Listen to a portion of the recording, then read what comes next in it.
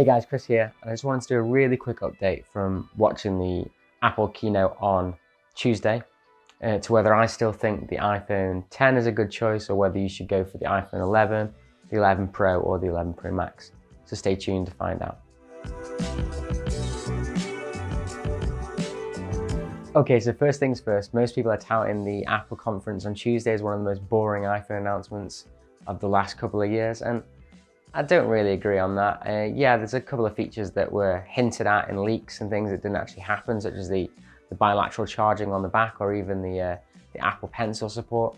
But really, as I said in a previous video, they weren't really features that I was actually that keen on. So the fact that the iPhone 11 Pro actually has less features than what was originally leaked, do I think it's actually worth it? Well, actually, I'm actually swaying more to I think it is kind of worth it, especially the iPhone 11 over the likes of the iPhone 10 and 10R.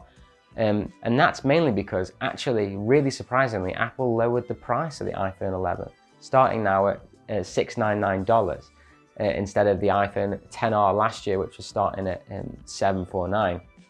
So one of the things in which most people don't think about when they're looking at buying a pre-owned iPhone or an iPhone from an older generation is actually something that Linus Tech Tips has said in a recent video, which is quite interesting, and I hadn't really thought of it that way.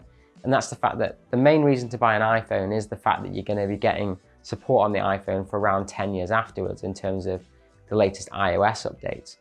But if you buy a phone that's 12 months old, you're actually losing one of those years of updates. So that's whether that really has a monetary value to you. And I kind of think it does, because obviously a year of updates means that it doesn't last as long. Now, yes, I am one of the people that tends to buy a phone for two years, 3 years at max, and then update it. But my phones do get carried down in the family. So obviously my girlfriend's going to be getting my phone if I hand it down, or my mum or my stepdad, etc., etc.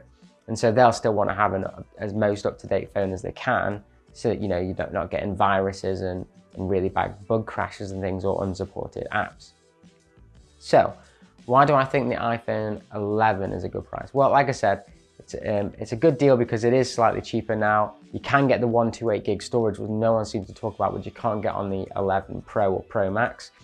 And also, like I was saying, the fact that because the iPhone 10R has now dropped $150, yeah, it is a really good deal, but you are getting a lot of things like the night mode and the ultra wide angle lens, which we didn't think we were going to be getting on the iPhone 11, which gives you a lot more opportunities if you're into taking photos and things like that.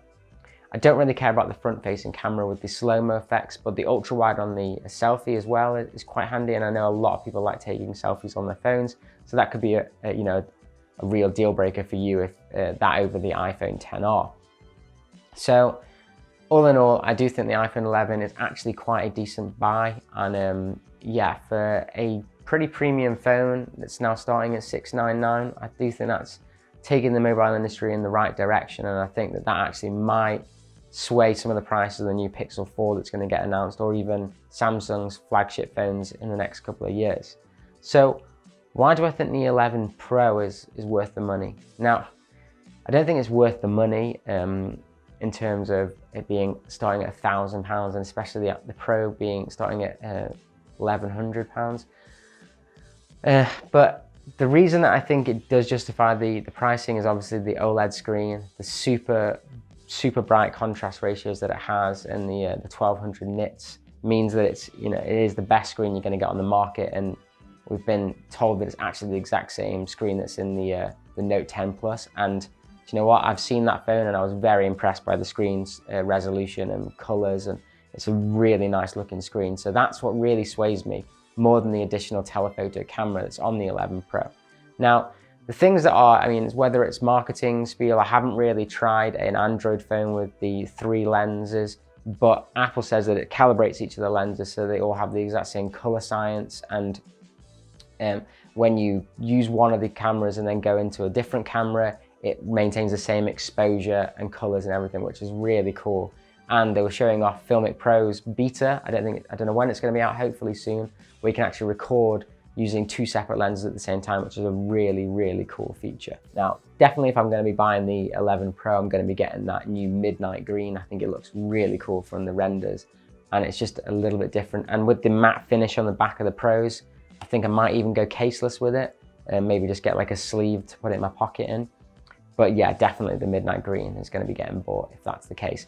But sadly, like I said, there's no 128 gig option, just like there wasn't on the iPhone 10. And that's the kind of size that I would want. So I'm going to have to go for the 256. So in the UK, that's going to go up to £1,200 for the Pro and £1,300 for the Pro Max. So it's a really tough pill to swallow. And that's the reason why I'm really on the fence about whether to buy one or not. The fact is that there's been rumors that next year we're going to be getting USB-C, potentially 120 Hertz screen refresh rate. And they are the two key things that's making me want to wait till next year. But I have to have a think, and it's pre-orders tomorrow morning, so I'm going to have to get on the ball and pre-order it straight away if I want one on launch day. Yeah, so they're my thoughts at the moment. I can't really decide whether to buy an iPhone 11, and that will probably be for my girlfriend, or get myself an iPhone 11 Pro. And I'll probably get a Pro Max. I'm going to get one just to be a little bit different from the iPhone 10. But yeah, the reasons that I would probably want to get the latest phones is due to the night mode, because that is an amazing feature on Android phones. So we're really glad to have that on this.